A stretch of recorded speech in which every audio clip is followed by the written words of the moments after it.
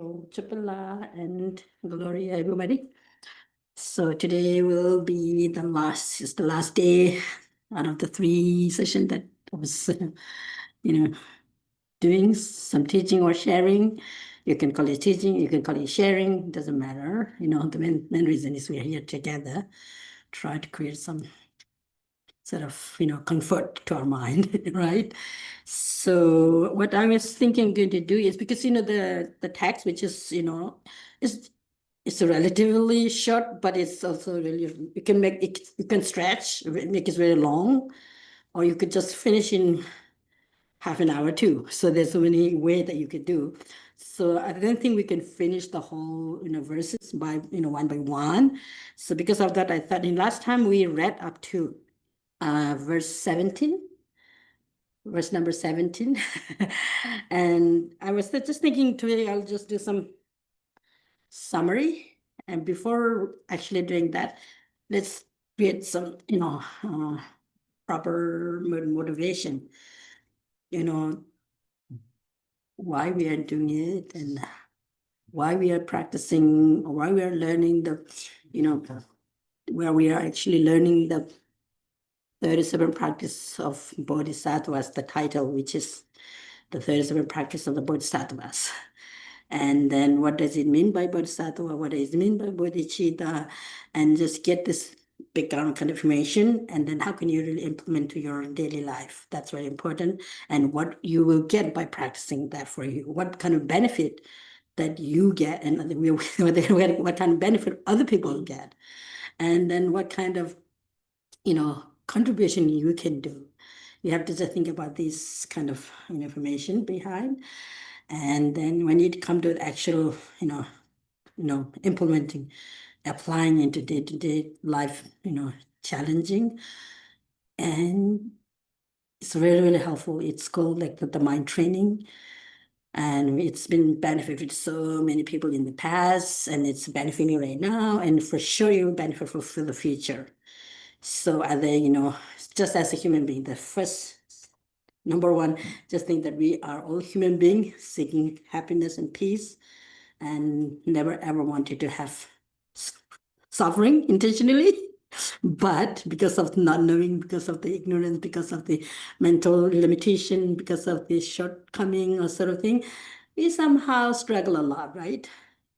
And we have to just try to learn a little bit how to really manage our emotion more like a balance. And then think about that, okay, my mind should just work like when in the ocean, when the water flow, it's there's no rough fishing most of the time, unless there's a tsunami. Or then everything goes ups and down for sure. But when there's no tsunami, no flood, nothing, the ocean, the water, actually how does the water move in the big ocean? It just moves very steadily and then softly and gently. Similar to our mind, we should create the mind to move like very gently, softly, but fast and clear. These are the things that you need to figure out how to do it. And then, it's really much depend. It could be slightly differently work according to the person to person because of our life, the culture influence, the way that you grew up, the way that your parent, give you how they nourish you, but in reality, no matter whether we are coming from the West, the East, or, we are all same human being for sure. There's no question for that. Anybody have any question? Of course, we are distinct. We are different because of my color is a little white and her color is a little gray and her color is a little bit, and she have a little different hairstyle. And because of that, we are distinct, meaning, yes, we are also distinct, but at the same time, we are completely same. We are very same human being. Same human being meaning what we need, what we are looking, what we're seeking, same, right? So then the main thing that focus we should pay for more attention is how to really tackle with this disturbing emotion to keep our life a lot more peaceful and more, what do you call it, assertive, clear, And then the motivation has to be, I want to do something benefit, something helpful rather than distraction. If they have this kind of motivation, things go well. Sometimes you may have to challenge, you may have to things could be a little tough, but if our motivation is pure and good, it's worth to have challenges.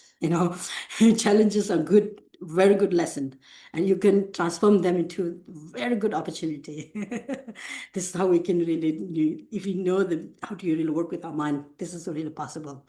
And there are so many examples that you have, in the histories that how people, this great thinker, how these people actually manage this trouble and very smart and skillful way they manage, so we can, each and every one of us can become like that, right?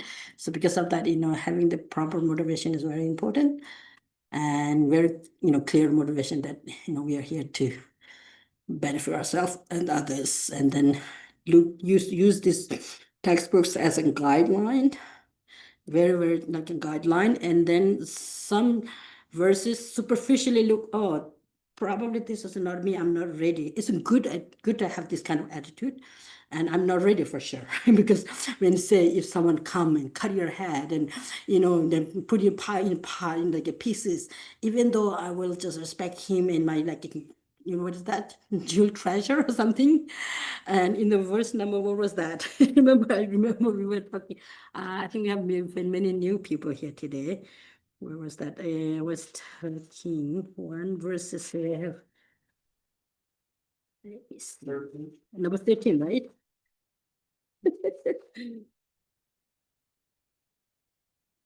Yeah, here. The verse number 13. Even if someone tried to cut off your head when you haven't done the slightest things wrong, out of compassion, like, oh, his misdeed upon yourself. This is the practice of Bodhisattvas. If you are prepared from heart, something's possible, why not? But the thing is, if you're not ready to that, then maybe just stay neutral rather than reacting. If someone come and bully you, stress you, or sort of thing happen, if there's a way that you could respond like skillfully, try. If not, probably just remain as a kind of neutral for the time being. And from deep down, probably there's some not like misinformation is going on, or something is not right going on because of that he or she is acting me toward like that way. But I haven't done much, and I haven't done anything that create bad for her or him.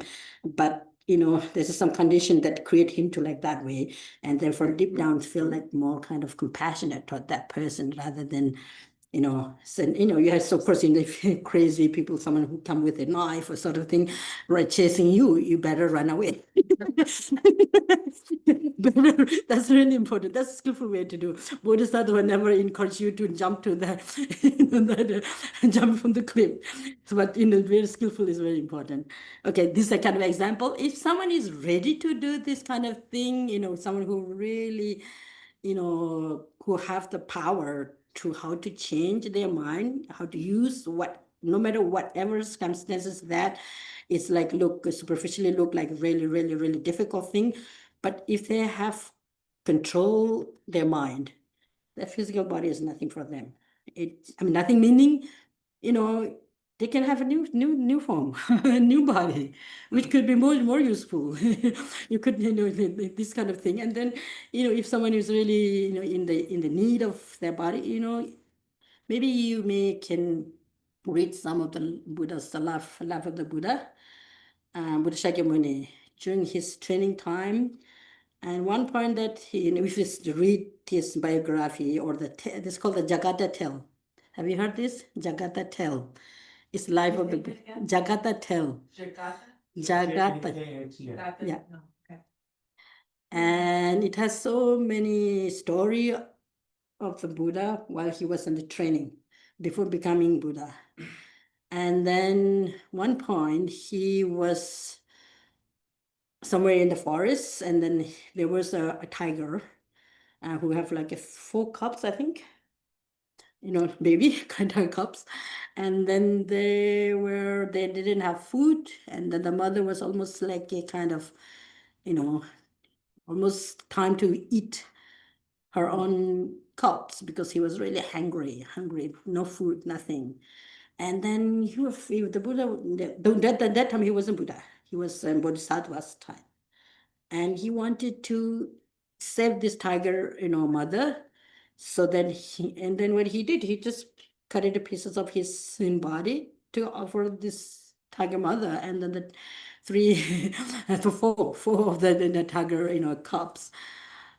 And these kind of practices available there. And there's actually one sacred site in Nepal, is known as the Tamil region. Yeah, Tamil region meaning, is a sacred site where the Buddha have offered his body to the tiger mother. And there's a stupa there. And there's actually a monastery called Namo Buddhaya. Have you heard that? Namo Buddhaya Monastery. I think one of the teacher, Karmapa's teacher, Tenzin Tangirubuchis. It's a beautiful monastery, temple, and then retreat, place. People go there to do the retreat.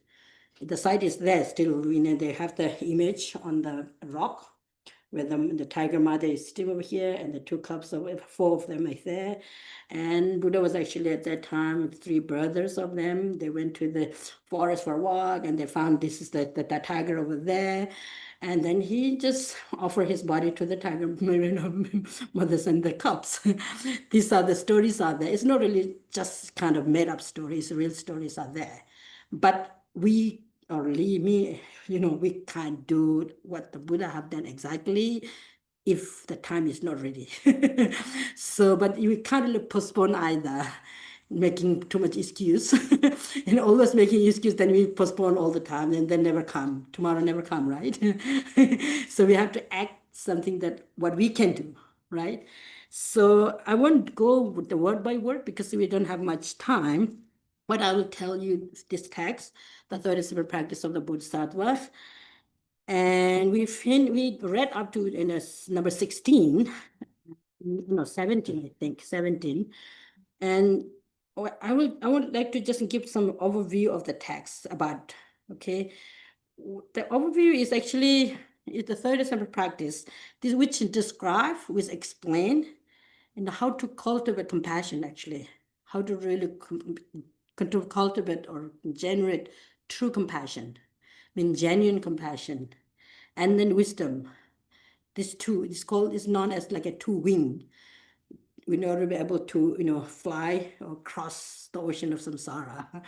So wisdom and compassion is a very important thing. And then while challenging, we have to challenge for sure in how to do it. And each verses give practical information how to tackle with the day life challenges. And this is the overview sort of thing. And then you could divide these 37 verses into like the preliminary practice, meaning what you have to prepare before actually you're doing the practice, which explains verse number 1 to 7. Verse number 1 to 7, more like laying the foundation. And then verse number 7 to 21 is how to transform daily life. Let me see. Okay, I'll just give you like that. The verse number 1 to, some say 6 but 7. Let's see. Yeah, verse numbers 1 to 7. It's laying the foundation. And then how do you lay the foundation? It's like appreciating the precious human life. We have got the precious human life where we have the 8 leisure and 10 endowment. We got it. And then we should appreciate the human body. This is something very beautiful vessel to use for the good, right? So the point we get about the foundation, meaning appreciating the precious human life, and then recognizing, of course, it's a precious human life, but at the same time, it's the nature of impermanent. It doesn't, it's not really like a permanently live. So recognizing impermanent and death, whoever born, get old age, sickness, and death. These are inevitable. It will come no matter what. And then that actually encourages you to, urgency to learn and practice and follow the right way. Use the short moment of time for the good. So even once you recognize the precious human life, and then, oh, I want to use that for, for the good rather than waste. And then after you use this right now, not really wait and then next year or next month or maybe another life. We don't know, whatever. We never know. Tomorrow never comes sometime. You never know whether we will live tonight or not. Death is certain, right? Death is certain. Old age is certain. Sickness is certainly come. But when it comes, we have power. I'm not going to die tomorrow. Who can make like a promise, like 100% kind of a promise that I'm not going to die tomorrow. I'm not going to die until tomorrow. Anybody can do or not? We can ask this kind of question for ourselves, right? Nobody can promise 100%, right? Maybe you can plan, oh, maybe I will, live. Why? Because my astrologer said this, or maybe my parents expecting me to leave, or maybe you can make it like that. But 100%, we can't really promise, no? But we just live with hope for sure. So recognizing impermanence and death, and then understanding the cause and effect. Understand the cause and effect when you're lying down the foundation. Understanding the cause and effect meaning is very, very natural law. Cause and effect is natural law. This is what, it's not just a belief, it's more like a practical way.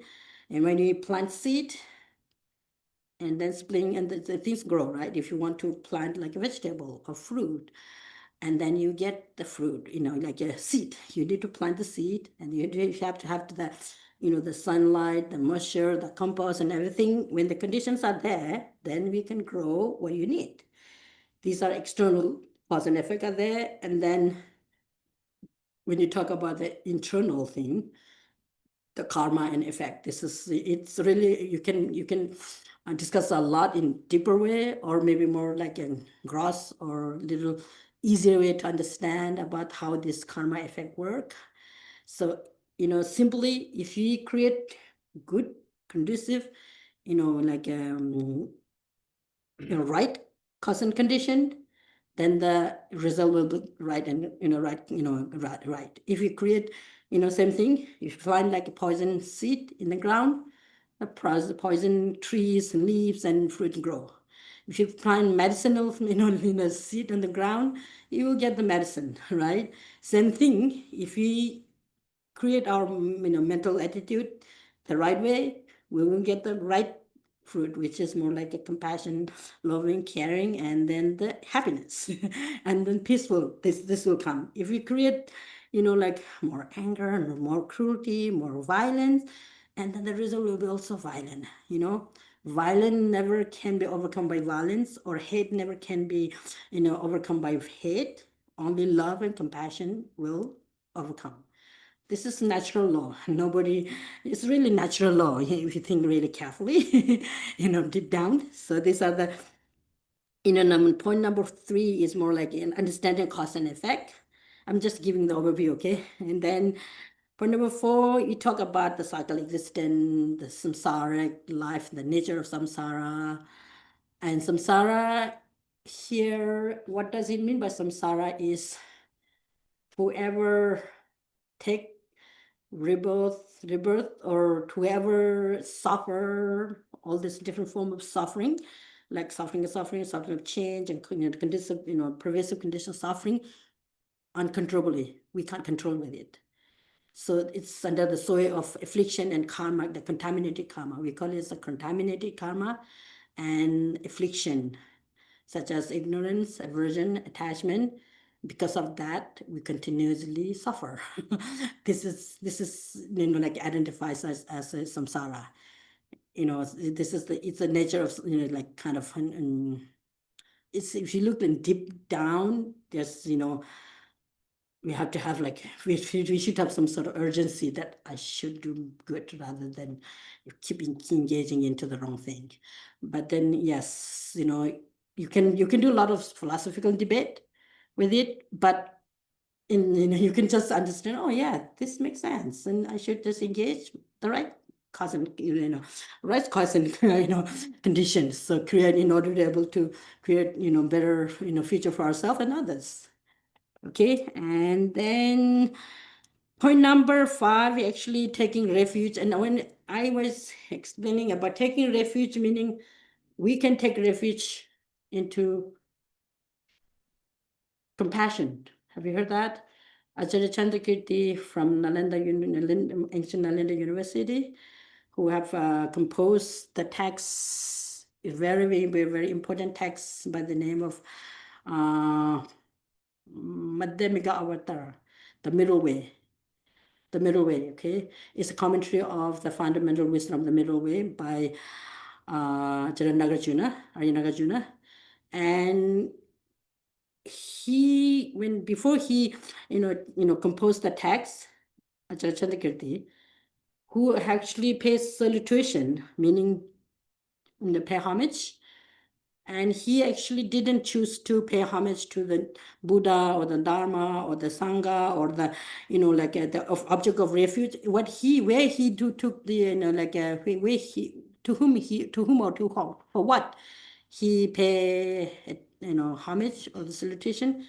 He chose to pay homage to great compassion. Very, very, very practical and very important thing here. And it has like three, 4 verses. And salutation, taking homage, the compassion in general. And then they're taking, paying homage, specifically the 3 different types of compassions. And so taking refuge, we can take refuge into compassion. And then the compassion, the seed of compassion, each and everyone have it. And then you can appreciate for the other people, we can use some others as your role model, and how compassionate that person is.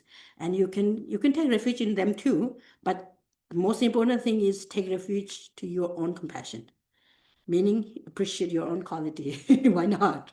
And that make you become a more courageous person when you are young, when you wanted to do something good for yourself and others. So taking refuge in inner compassion, what was that? It has 2, when you said, practice of, taking refuge, and the object of refuge have 2 types. It's called external object of refuge and internal object of refuge. Out of these 2, the internal object of refuge is the most important we consider. So the internal object of refuge, which is compassion, altruistic mind. And then the 6 perfection practice, like in generosity, ethical discipline, meditative concentration, wisdom. And these are the, object of refuge, the inner qualities. And we all can train. We all become like object of refuge ourselves. And then, of course, it will help for others too. This is point number 5 from out of the preliminary thing. And then, another cultivating bodhicitta is a Sanskrit word. I think altruistic mind is good translation. But, if someone is scholar about, in different fields, I'm not scholar, but I'm learning some of this word and which word give more, in general, makes sense for people. Sometimes if you say bodhicitta, it's kind of alien sort of word or not. You never know. If someone who have heard all the time, it doesn't mean. But if someone very new, maybe it's good to say like, good heart, or maybe altruistic mind, or great compassion, and the wish to everyone free from samsara, or everyone free from suffering or uneasiness, life that's challenging. So all the time we are having some challenges, and I want to free everyone, as soon as possible, but you can push. You push, then it doesn't work. So because of that, you have to just move like the elephant. When the elephant move, they move really gently and slowly. And then I think frog, they jump, right? Some they hop, right? Hopping, yeah, of course, it is by nature and biologically they do something. But sometimes if human being hop or jump, maybe we can hurt ourselves. Maybe better not, unless you're athlete person. If someone is trained to do that, that's a different story. Anyway, so the preliminary thing, these are the preliminary or foundation, from laying the foundation verse number 1 to 7, and then verse number 7 to 8 to 21 is actually, it's called like a training in the path. I mean, it's actually the real practice, meaning when you are really engaged. And of course, the laying the foundation is not easy either. Consider these are not practice. It's, of course, laying foundation is the most important thing. It's same thing when we build house. The foundation has to be really stable and strong. If the foundation is stable and strong, then you can put whatever store up on top them. And if the foundation laid down well, good intention, precious human life is there, conducive place where you can practice, and then you have the people who can help with you. And when all the facilities are there, then you can really practice. You can really devote yourself. If seriously someone want to do some long-term kind of retreat, meditation, it's a perfect place. Like this place is very quiet. No disturbances are there, and external disturbances are there, and you can devote things like that. And now verse number 7 to 21 is actually talk a lot about like how to transform daily experiences. In daily experiences, how can you really transform things like that? And then another thing is leave worldly distraction behind. Leave the worldly distraction behind. Worldly distraction meaning some sort of meaningless sort of distraction. Then also it's a contextual thing. What does it mean by meaningless, and what does it mean by meaningful? And I guess you just think about any action that you take, you are engaging, that bring long-lasting sort of happiness and peace for oneself and others. That's we should engage it. And it's something that because you act with that kind of action, and it bring about not long lasting peace and happiness, better not engage in that. Make that distinction. And then, yeah, because sometimes when we are a little bit misconceiving things, so it's not easy. But yes, since we have this precious human body, and this human intelligence is, something that incomparable with others. Yes, scientists say some in different things about animal thing also. Some animals are very smart. They have really interesting, sophisticated mind, but we just consider we are human beings rather than you cannot really compare like a god, cat, and dog. Of course, cat and dog are nice, but at the same time, we can do something more than them, right? Leaving behind distraction, meaning, distraction could have different level. Here is more like, affliction. Have you heard that? The word affliction and the contaminated karma. What does it mean by affliction? And the very meaning of affliction is like present of which disturb your mind. Is definition of affliction. Present which, your mind is not kind of normal, or, it disturb you. And it could have gross, it could have subtle. And to recognize the subtle one is most difficult. The gross one, you can recognize, you can identify quite easily. For example, strong kind of anger or strong kind of attachment.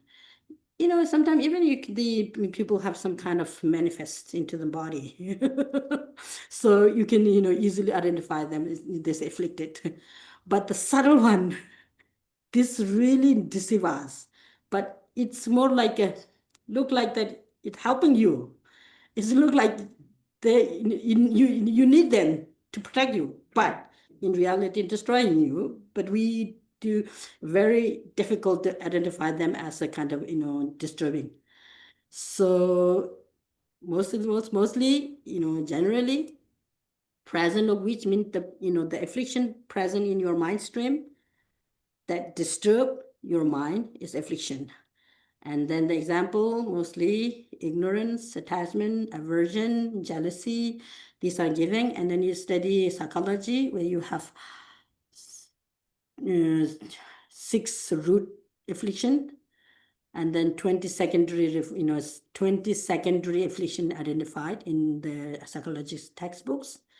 but you can have many more. But these are more like something that you can, identify by doing one by one and checking that in daily life. Okay, these are the emotions that really disturb me. So I can really make some kind of judgment and then redirect it, transform into, the positive rather than, using it for the destruction. So these are the, what was the, with the transform? Okay, yeah. Leaving worldly distraction behind, with yeah, the word from distraction. And then living worldly distraction mean also external distraction are there, and someone is not prepared to be remain in like a very, very busy hustle bustle place and practice patience. Some people who have power to their mind, they can remain wherever they are. It doesn't disturb them. Someone who have built, like someone who have like a generate very true kind of meditative concentration, nobody can shake. The quality of the, generating the real samadhi is explained. Lama Tsongkhapa is explained in one verse. It says, once you have, generated the meditative concentration, nobody can shake you. Meaning, he used the metaphor like the mountain, the giant mountain. It's not easily shake, right? It's very stable and solid. So if once our meditative concentration made the single pointedness, it builds really strongly. And then also at the same time, you can use them for the, make it serviceable to use for the good. And this is what the Lama Tsongkhapa explained in one of the Lamrim texts. It's a very, really beautiful verse there. But,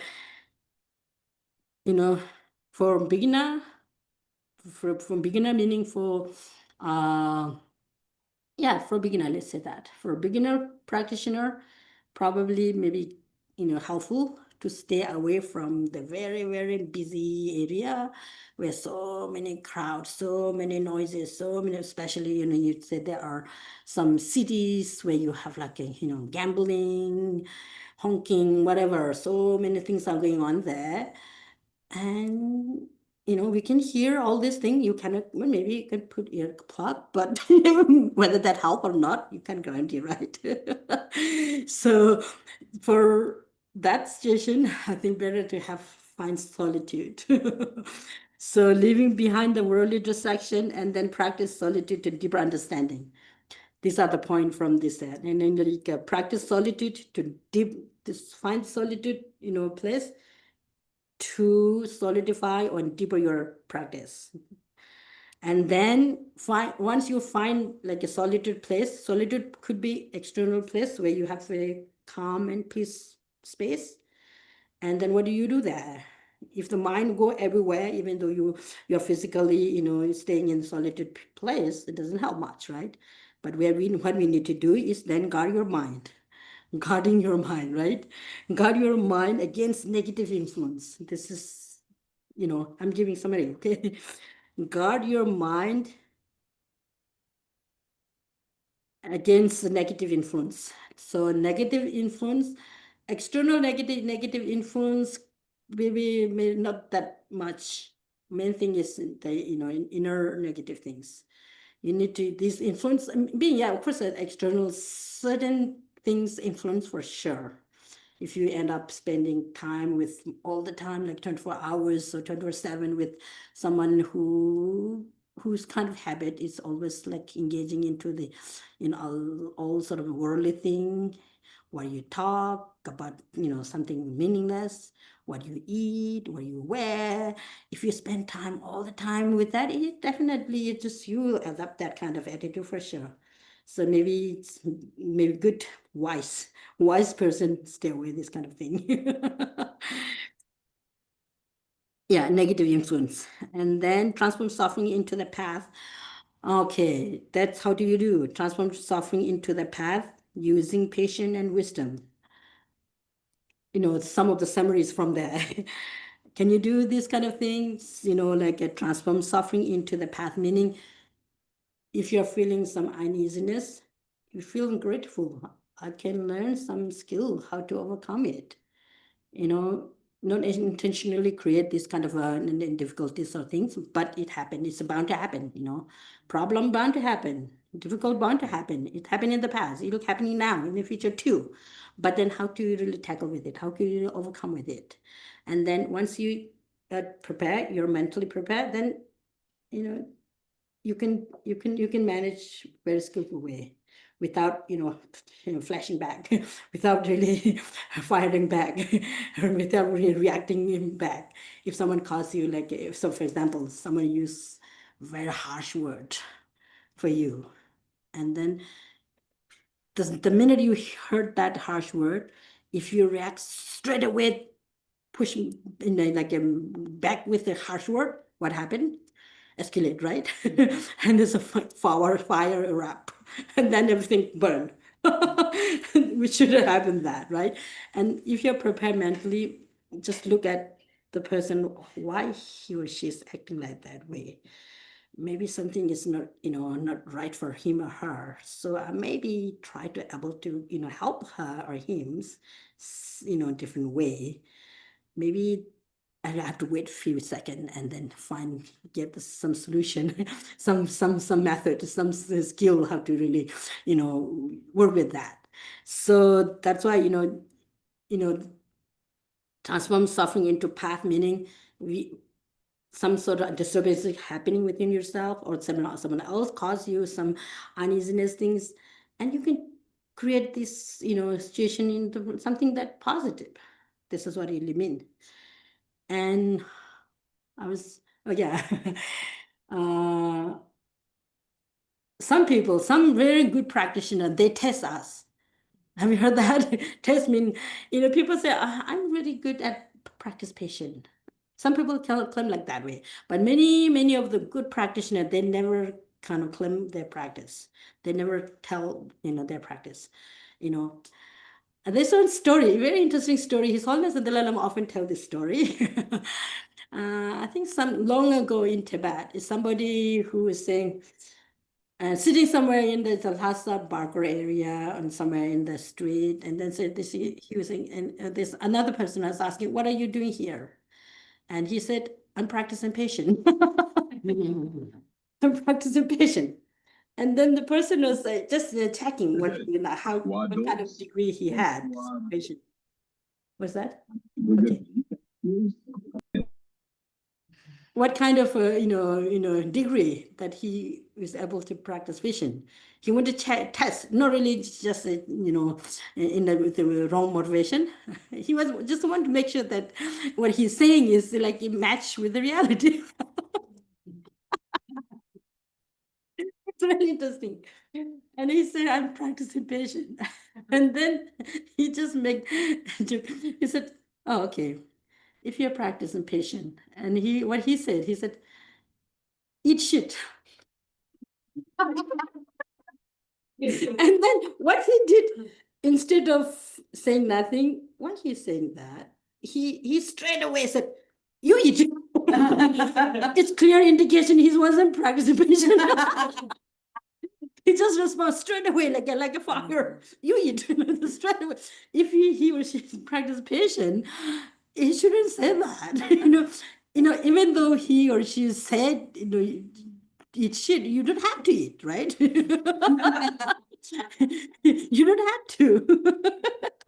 Because he used the word, but you can't really blame to the person but you can blame to the action, the way that he said.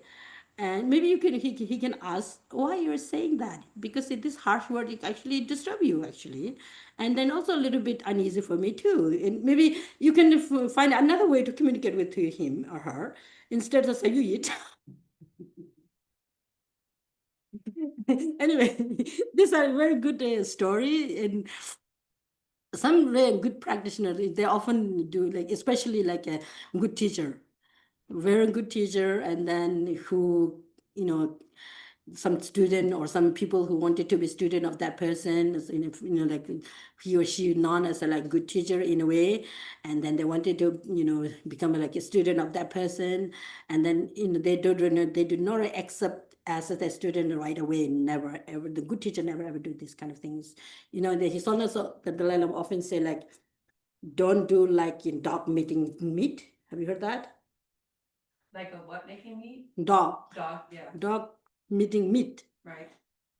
You know what happened when the dog meat eating meat?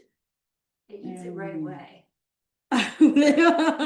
Dog, don't act like a dog meeting eat. Have you heard that? Dog eating meat or eating meat? Meeting meat. Meeting meat, MEAT. Meeting meat. You know, when the dog see meat over there, you know, meat that people eat meat, he or she doesn't have time to think about where this meat came from, who brought this, and why brought it. He just jumped and just eats straight away. And to find like a good teacher, you know, just someone, you know, call like a professor or I don't know, whatever title use, by reading the flashy sort of bio or sort of thing, and then, oh, he or she's really good, I should follow her or him. Don't do this kind of thing. Spend time together. And as a good friend, you know, you can build a good friendship at first, and then slowly learn each other. So that's why what I was saying about why we are saying that. Oh, I was saying that good teacher, good teacher tests the student, and then test means checking, and then the student also could check, can check to the teacher. So then when you're checking, it's very unbiased way, not really too much judgmental, to checking only what kind of weaknesses in him or her. Of course, you know, if he's not really enlightened, there's some weaknesses always there, but make some kind of weighing, you know, the qualities and then weaknesses. If or he or she have more qualities and something that very good, some good qualities that could influence for you or for many others, and then you can learn as a kind of good friend rather than consider my teacher, my guru, this kind of thing. Sometimes guru hunting things happen, and then at the end, all in trouble, and then start criticizing and then making some presentation. He or she abused me, this and that. It's not a healthy thing, you know. So because of that, just build up this kind of connection very, very natural and very, very organically. These are I was talking about this in transforming the suffering into the path or a practice patient. It came actually when we did practice patient and cultivating wisdom. And then, yes, Is it okay if I say yes, something? Okay, sure. I didn't know if you wanted us to wait. Sure. I really like what you just said about the relationship with the teacher. Uh-huh. You know, if I look back over however many years that I've been here, there are times where, for example, Geshe Darge, I see. may push me in a way where I'm like, why is he doing this? Like, he's being so mean or something. But what he's really doing is he's doing it to help. Oh, And, good. and you know, because we're all in this practice, right? Or Uh-huh. sometimes he may make a statement to the class about studying or whatever. Uh-huh. But it never, and it may feel harsh, but it's usually it's always coming from a place Mhm. of compassion to be able to say, listen, I've told you this so many times and Uh-huh. this is really gonna help you. I But see. it was just so interesting when you said that, because I was just thinking we had a big event recently and Mhm. Guy, you're on the phone. And, you know, and sometimes that kind of support is what we need. You know, we don't need always coddling and you know, Right. that stuff. And it wasn't, there was no meanness. It came, sometimes the kind of feedback that we get used to being negative is actually the most compassionate kind of thing that okay. someone could do. So I really appreciate you That's saying that. right. I It's know very you know what good. I'm talking about, right? Yeah. I got it, what you're saying. I mean, you know, sometimes you have to be tough with the compassion. Tough love. Tough love. Yeah, you know? exactly. Tough love with the compassion. The intention is compassion, but then maybe you have to be a little bit tough, the action. In order to, sometimes, it's not, people not come easily.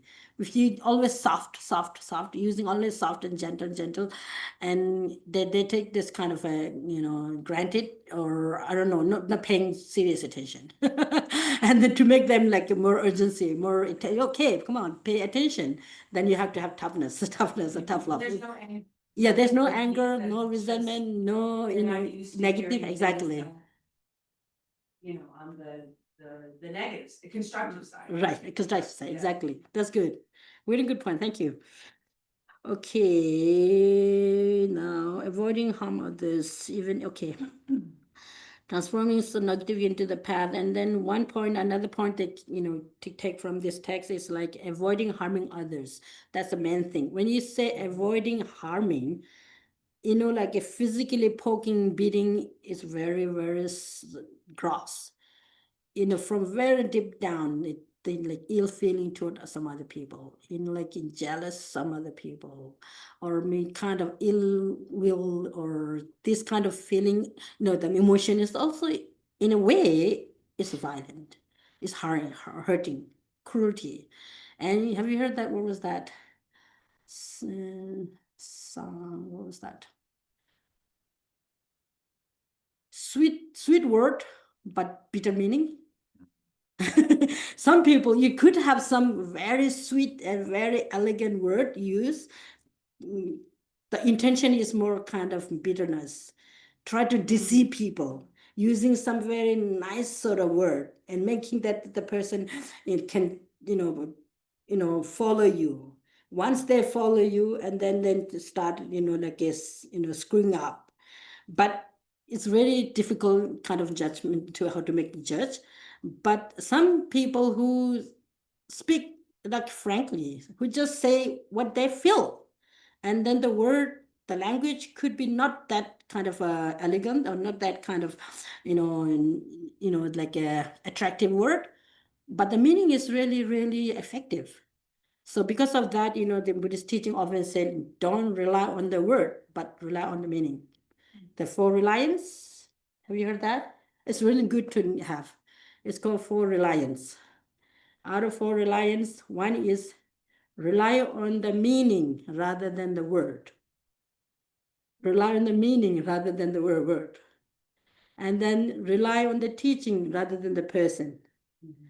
And what does it really mean is, I really want to rely on that particular person. And then the reason you look, he is elegant, he is nice, he's beautiful, he wear nice kind of, clothes.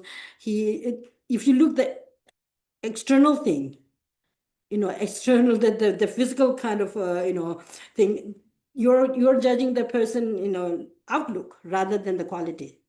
So because of that, he said, rely on the teaching. Just rely on what he or she give you the teaching. Rely on the teaching rather than the person. And then rely on the teaching. The teaching is rely on the definitive teaching rather than the interpretative teaching. Four reliance. Let me pick up. I'll give one by one. Number one, rely on the teaching rather than the person. And number two, rely on the teacher or the teaching, rely on the meaning rather than the word. Number two. And then they rely on the definitive teaching rather than the interpretative teaching. And then number four is rely on out of this, there are different way of counting. There's a few different versions. I'll count this one now. Rely on the mental consciousness rather than the sensory consciousness. The sensory consciousness are not that reliable, but rely on the mental consciousness, which is more stable. You can the training, the whole mind training should be done by the mental consciousness rather than the eye or ear and this consciousness. So these are the four things there. Okay, and I was telling verse number 7 to 21, this and then point, then verse number 22 to 24 is talking a lot about developing compassion and altruism, and then engaging the six profession practice. Exchange self-interest with other concern. Exchanging self-interest with other concern. And then giving without attachment. When you practice in generosity, give that with wholeheartedly. And then when you're practicing generosity, you have like three different types of generosities are there. Generosity of material, generosity of teaching, and generosity of protection. Have you heard that? Protection is a quite important thing. material and generosity, or engaging in generosity or the material is, giving food, clothes, shelter are, things, but at the same time, the way, the manner, how to you really practice the generosity has to be really respectful, and there are action and the motivation, and then after you have done that, rejoice it and appreciate it, no regret. If you regret for some virtuous action you have done, then it become non-virtuous. If you regret that you have done so like a negative action, if you regret for negative action, then that become positive or the virtuous action. So these are things that you need to know. Where is it? Yeah, giving without attachment, and then practice the ethical conduct and discipline. So discipline, ethical conduct, it's just natural kind of law, or everybody, if you kill people, you have to go to jail for sure. This is something, it's like a law and order rather than, something coming from the religious sort of view. Of course, many of the faith system teach a lot about these values, and we should listen and carefully, teach, studies all the different religious tradition. They all meant about benefit others rather than harm, for sure. And then try to get the essence teaching of the different tradition and different teachings, and almost all identical. If you are really study and practice like honesty, without bias mind, we can, if you have this bias mind, it always creates some tension and making like you and me some kind of wall in between. And then if there's some wall in between, then you can't really create kind of a good atmosphere where you can exchange freely. And then suspicion, and then fear, and then you react like hurting. These are really unhealthy thing, and it's really good for us. We are good trying to do something good, and we should appreciate ourselves. We should be proud of ourselves, right? And giving tolerance and patience. Tolerant patient is when we practice patient. When you say practice patient, wisely practice patient. We just checking the holistic situation, and then the outcome by practicing this patient is greater than responding straight away and then do that. But then if, for example, someone come with a knife, and then he or she is running around to try to kill somebody, and then say, oh, I will practice between, that's foolish, right? If there's way that you can catch that person not hurting others, maybe try to go there and catch that person and take the knife away and let him or her to stop this violent work. And after some time, you can do some, investigation, why this happened, what happened, but not hurting. The motivation is always should have, try not hurt anyone if possible, and if possible, benefit. If there's no possible that you can benefit, but at least what we can do is we can't hurt, we can harm. That's in our hand, right? At least we can do is not harm. So if possible, benefit. If we are not in the place to benefit, then remain neutral rather than doing anything. Okay, now tolerant, patient, yes. And then this practice with joy. The practice patient, practice compassion, practice tolerance, practice ethical discipline and generosity with very joyfully. If you have the joy, it will multiply, and then it's drawn to you toward the right way all the time. If you have the joy, not really take as a burden. The difference between the burden and joy. If you have the joy, and then it will go natural way, more growth, growth come, in very natural way, and it will be more stable. And because of that, if you feel like a burden, then, from deep down, maybe you don't want to, but somebody else force you to do it. And that's it. Is that helpful or not? We have to have like a voluntarily, volunteer basis, meaning I want to do it. And then, of course, I need some other, contribution in order to be able to do my practice well. And that's why you rely for a friend. Sangha is very important, right? Sangha meaning spiritual companion. We can help each other in whatever way you can. These are the things, right? And develop a joyful effort and concentration in special insight. These are the tools from the triple. Don't worry, I'm just because you can put verse number 30. Actually,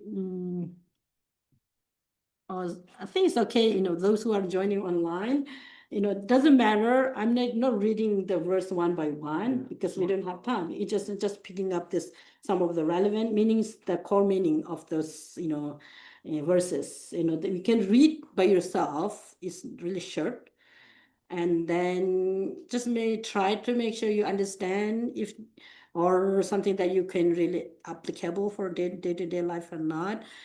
Probably difficult task, but I can try some of these. Just so everyone knows, and for those that are newer, when there's text, it'll be attached to the description. So when you go to the website, you have a short. You Exactly. get a short, and then if you click it to completely open it, you'll see any attachments. And then we also have the YouTube connection that has most of the classes are recorded. So those are two things that would be helpful. You said to read later. We actually have that text. Yeah, the text is on the website. Yeah. You can download for yourself and read, Yeah, right? and then That's good. Yeah. Is it based off a book? What's that? Is it based off a book? Or is it just a text? It's a books. Oh, okay. I mean, this is like a standalone text though. Oh, okay. It's a standalone. It's a lot of the text often looks like a mini book. It'll have commentary. It'll usually have some sort of introduction, Yeah. and then it'll have the text. Sometimes there may or may not be a commentary. This is just the straight. Right. And there are a few commentaries of this book. I think that I mentioned the first day, but we have many new today here. I found this is quite really good commentary. It's the third seven practice of the Bodhisattvas. It's an oral teaching by Geshe Rinchen, who was a resident teacher at the Library of Tibetan Work and Archive in Dharamsala, who have given for, I don't know, long ago. It's a very good translation. If someone wants to read and buy online, I think it's Amazon have it. And there are commentaries are there, so you can read. It's very easy to understand actually. But the main thing is whether practice is the main thing. How do you apply is, it's always come difficult. But understanding is more or less quite easy. But you can dig you can make a really, really philosophical debate out of it too, if you want to go to the deeper meaning. Because it's a really summary. This is actually the summary of the whole Buddha's teaching in a way. And that's why I'm just giving some of the kind of practical thing that coming from the text. Joyful effort in the concentration, meditative concentration means build up some, stable mind, single pointed mind. And then with the vipassana meaning special insight, the wisdom part. Wisdom and stabilization, both we should cultivate this. And then whatever the practice you do, try as much as possible not mix up with this worldly concern. Have you heard that? Worldly concern. Worldly concern means I'm doing it because I want to become famous. I want to become this and that. Worldly thing. And I mean, if it's something nice word you like, if there's some kind of not nice word you dislike, there are 8 different. It's called 8 worldly concern. If this practice or the teaching mix up with the worldly concern, it won't become a real, spiritual practice. And make sure that it's not really mixed up with this kind of thing. And abandon, it's a way you said, abandon the 8 worldly concern. For example, seeking praise and avoiding blame. Sometimes blames are really good for, checking ourselves, because a real practitioner, they always try to check themselves if there's no negative attitude within my mind. Am I right? And am I honest? Am I not deceiving myself? Looking inwardly. These are really good for the, good practitioner.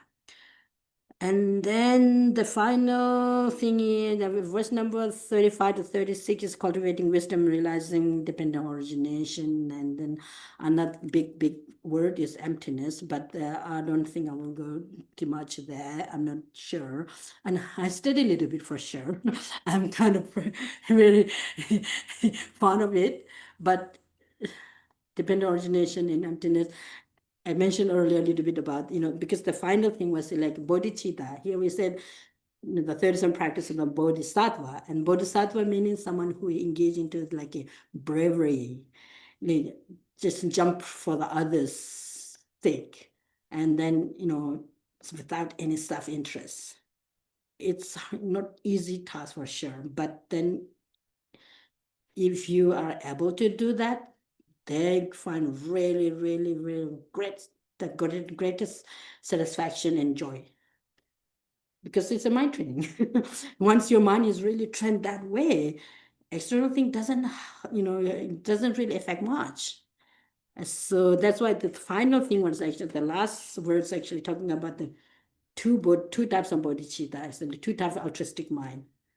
It's known as conventional bodhicitta and ultimate bodhicitta. Maybe if you're interested, good to know the word conventional bodhicitta and ultimate bodhicitta.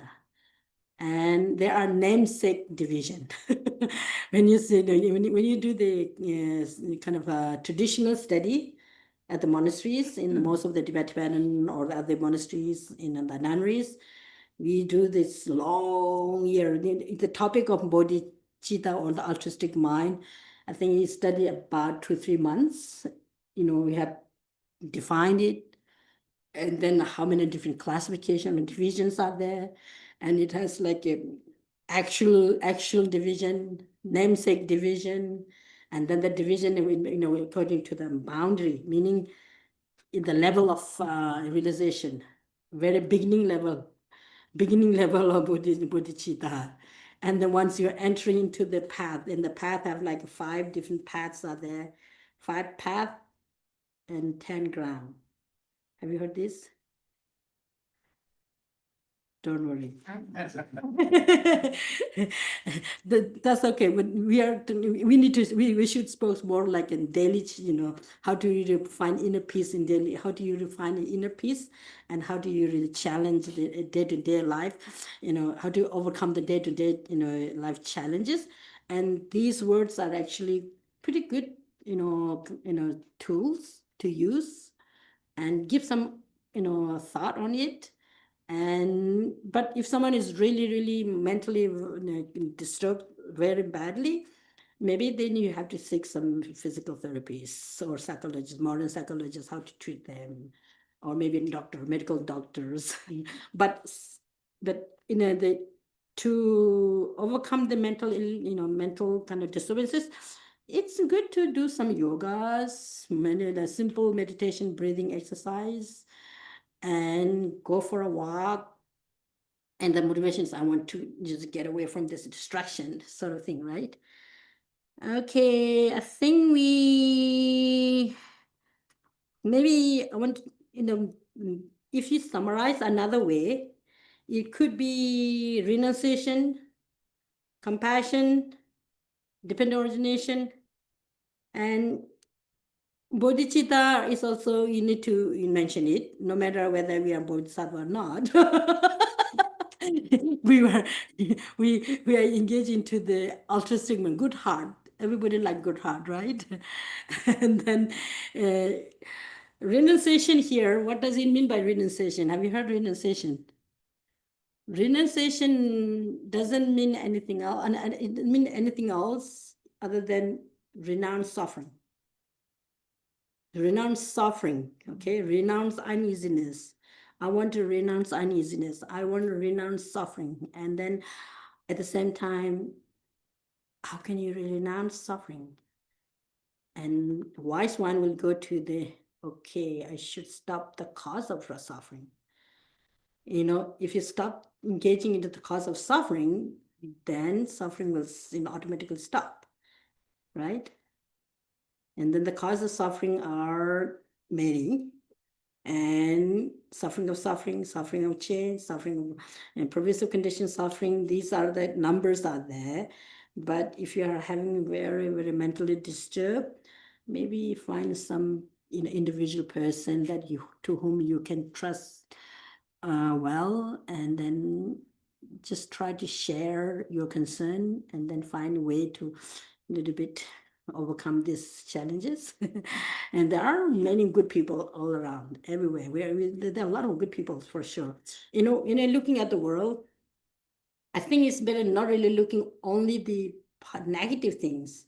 Of course, the news medias, you find most of the time, the negative things are kind of hiding in the headline, right? Yes, it's good to aware of the whatever the negative things are happening in the society, but at the same time, I think we can't really ignore there are positive things also there. For example, here we are creating this teaching or meditation, in a kind of space, and people can come and sit and relax, sort of thing. You should give some, not with the kind of motivation that making some worldly sort of fame, but in the society we need more people who are paying more attention to how to you really bring about the positivity in the society. So then the media people also have responsibility to highlight these things. So that way people will attract to the positivity. They will attract to them, because we can't blame to the people, because people have, if they don't have access to this kind of a program, because they have not informed. So because of that, highlight this positivity things that are there too. Good human beings are there too, and find a good human being and highlight, meaning we have some good human being in this world who are working hard to bring some good impact for us. So we should join them too. So that way, we can, start our practice, our own part. We are doing our own contribution to create this kind of, space. So renunciation means, we want to renounce suffering, and then the suffering different levels, the different situation, and then we have to act according to the situation, right? And then the root thing, the core thing is compassion. Compassion is always manifests or always lead us to the right way. And yeah, I'm aware some people say like I do with everything with compassion, but I don't get cooperation. I'm lacking support from others, and I feel like like a burnout. Right? It happened, right? Burnout, compassion fatigue. What do you call it? Compassion fatigue, right? For that, I think you have to be, smart enough to not really overwhelm with the situation, and make sure build up the kind of confidence yourself in very natural pace first, and then move forward. Yes, Just wanted to share something that I sure. experienced yesterday. I went to a demonstration downtown Bethel. I see. Where? I'm in downtown Bethel, Okay. and I didn't handle this with equanimity, right? Uh-huh. But there were people that were really antagonistic on one side, I see. trying to get a rise out of other people who weren't. I see. And I wasn't angry, I see. but what I felt was sadness. Oh, okay. And when I had a walker and I reeled over and I sat and I looked at all the people that were trying to get us to react. Mm-hmm. And I said, they were doing some hate speech, and I said, whenever there's us and them, it's never good, because I've heard the dialogue. I see. Us and them. I see. And I also, I said, aren't we all a little bit jealous of Canada right now? They're united. I said, people, when we're united, we're gonna be stronger. Uh-huh. So I said all this, and then they stopped their hate speech and they bought pieces for everybody. Oh, peace for everybody. I don't know if I had any instrumental. That's a active beautiful. But I'm like, I've gone there in the early summer and I was mad. I didn't always handle that. Right. And I thought, if I'm angry, I'm no different. And two wrongs don't make a right. So I'm still moved because this was yesterday. And then my boyfriend and I went to Dr. Mike's last night. We were fighting in the parking lot. And I told him that I'd done this, and he went out, he's like, hang on, like he thinks he's gonna be the peacemaker. But if more people do stuff like that. I see, good. Then it's, A Right. little bit, yeah. yeah. Yeah, that's nice. But I wish that the only regret that I have is that I wish I handled that with more equanimity. I But I see. wasn't angry, but I definitely feel like it may be, because I'm yelling loudly what the Dalai Lama said. I don't think that's what he had in mind, but it was, I feel like I've come up, and that was a milestone in my Buddhism practice. I see. Okay, that's nice. Thank Okay. And I really enjoyed you being here. Thank you. And thank I'm you. gonna take a field trip up to your monastery to see you at some point. Sure, Do that sure. At some point, or? Sure. I think we have like a 14 minutes left, and we will read one of the very last few verses to dedication. Anybody have any question, other comment and question? We have 14 minutes. Yes. You spoke a little bit earlier about guarding your mind from Uh-huh. internal distraction. How do you guard your mind from internal distraction? Internal distraction. Yeah. Very good point. How do you really, the very meaning of, internal distraction or the affliction. I don't find any other word than affliction. Maybe have some secular term, or I'm not sure. The internal distraction, I actually mentioned few of the example of internal distraction. The internal distraction, excessive attachment. Are you getting that? Yeah. and and very, very intense, really strong kind of anger. These are quite easy to identify. These actually really distract you. And then check with some of the, have you studied a little bit about the Guide to the Bodhisattva Way of Life by Shantideva? Yeah. You have so many, tools. He have mentioned many examples how to tackle with this, and use this as a guideline, and then try to minimize this. Once you're mentally, like disturbed and distraction, sometimes actually it's really strong. You are not really seeing the reality. It's really clearly. You're just almost like you become almost like the angry person. You almost like you can't really make the differentiation between the so strong excessive sort of attachment in yourself. But it's mental factors, something that cause you.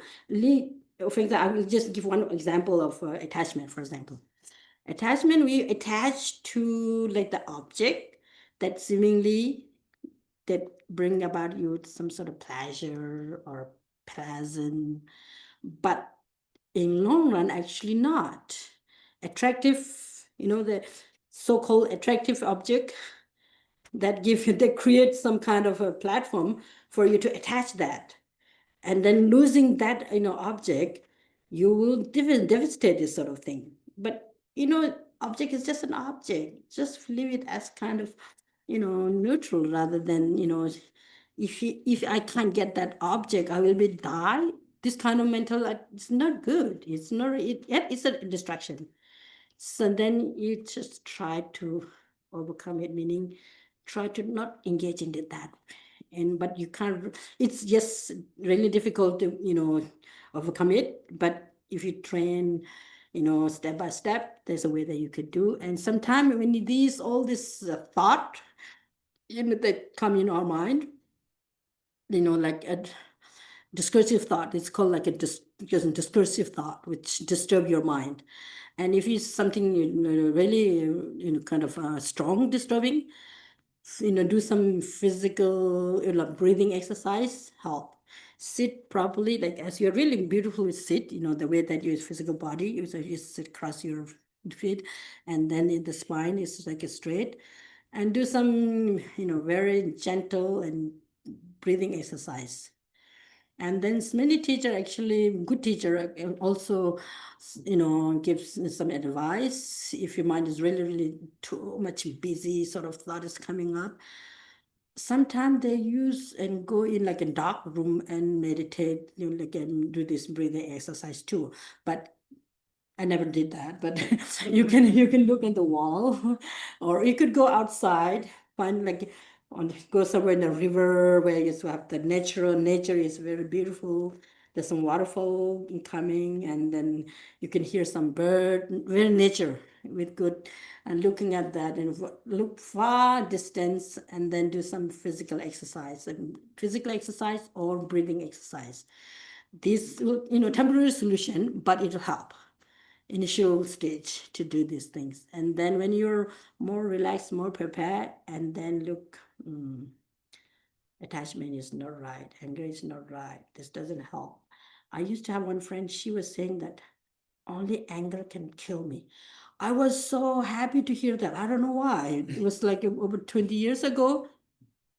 She was a religious person. She was not really like monks or nuns or nothing. No Buddhist, no, I don't know, just a normal people. Said, I need to work with anger. Anger will destroy me. I wasn't thinking that much, because even though I was a nun for a long time, yes, I know that anger is no good, attachment is no good, but I wasn't thinking that this kind of urgent thing, anger will just, kill me. In reality, yes. Anger, attachment, ignorance, they kill us, right? But we are not really, kind of, not easily, like identify like that kind of thing. Yeah, you can just go, with the ways and means, find like these things. Yeah. Thank you. Thank you. All right. Okay, so shall we do the dedication verses together? Let's see. Verse.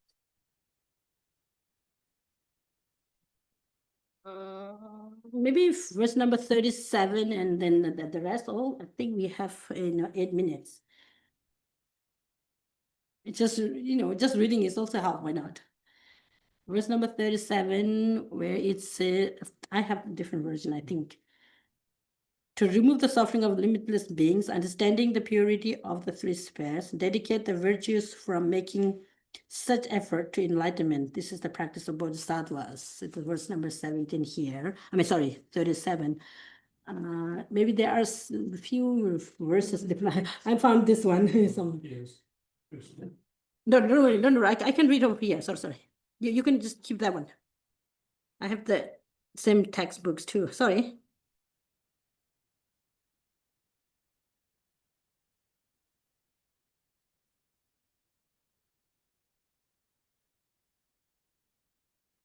Yeah, I got it. To dedicate the merit thus accumulated through this effort to enlightenment, with the wisdom free of concept of three sphere, in order to eliminate the suffering of beings, yeah, say together, is the practice of the Bodhisattvas.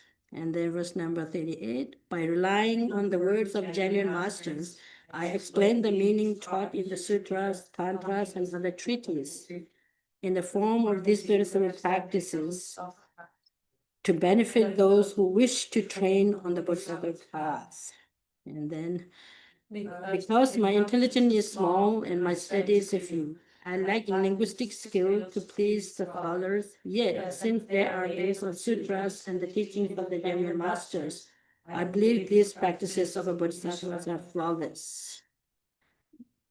Nevertheless, since the vastness of the Bodhisattva's conduct is difficult to fathom, by someone like me with an inferior intellect, I appeal to the genuine master to consider the question, all the flaws such as contradiction, incoherence, and so on.